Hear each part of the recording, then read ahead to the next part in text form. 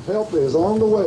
The year was 1999, and TDOT was rolling out a convoy of lime green service trucks. You know, that first day we hit the road, having the news crews following us out the gate. Now be 10-8 going back to the route. The HELP program was launched to patrol the state's busiest routes to keep roadways clear and traffic moving. Quicker that we can get a lane clear, quicker they can get to where they need to go. In the beginning, it was just wide open. You know, everybody was so excited, I guess. 20 specially equipped trucks and specially trained operators hit the road that summer in Nashville and Knoxville. When we first started, we didn't have cameras and GPS or nothing like that. We just had one little small building and a dispatch.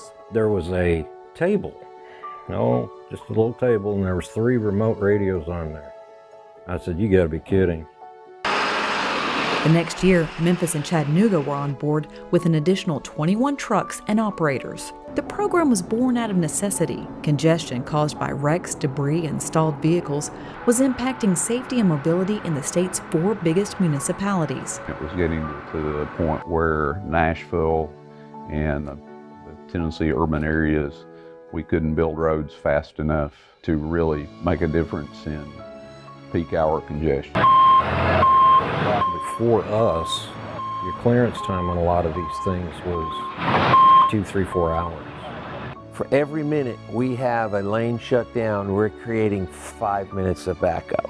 But sending help wasn't easy. Drivers were cautious. In those first years, they always thought you were soliciting business. They didn't know where you came from, who called you. And other emergency responders were leery.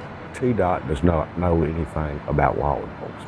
And on the other hand, we really don't know a whole lot about TDOT. Once I get this debris cleaned up. Through continued outreach, TDOT made a name for its HELP program.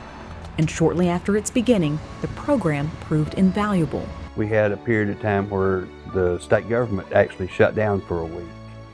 And at that time, the HELP program was not considered essential personnel. So we got a week off for the 4th of July. Shortly after that, they got several letters from several of the emergency responder agencies, police and fire, that said, "No, you're wrong, they're essential."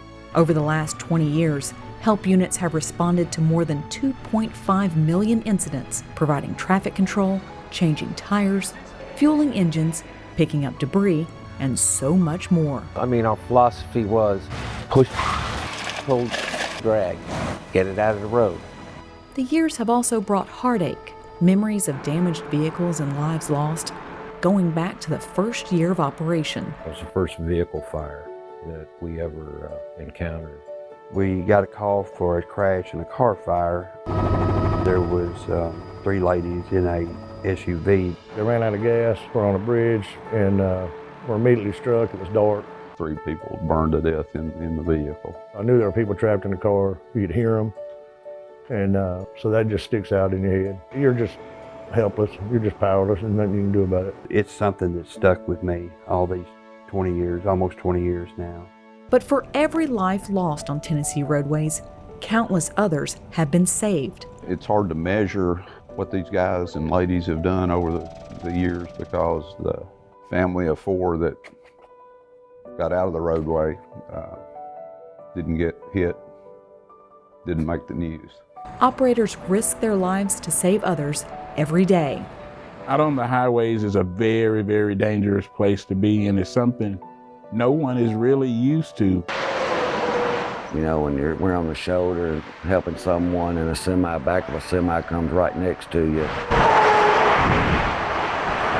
It's pretty scary. Trucks have been damaged or destroyed while in service. You put, a couple of tons of steel and paint it the color that those are and put lights all over it and chevrons on the back, you'd think nobody would ever run into it. You'd be sadly mistaken. HELP operators have been injured on the job.